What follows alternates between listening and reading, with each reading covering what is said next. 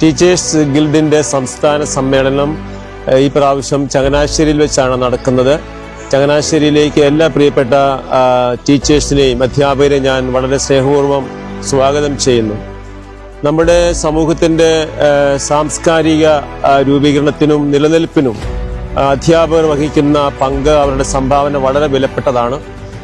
അവരുടെ കടമകൾ കൃത്യമായി നിർവഹിക്കുവാനായിട്ടുള്ള വലിയൊരു പ്രേരണയും പ്രചോദനവും ഈ സമ്മേളനത്തിലൂടെ ലഭിക്കട്ടെ എന്നാണ് ഞാൻ ആശംസിക്കുകയും പ്രാർത്ഥിക്കുകയും ചെയ്യുന്നത്.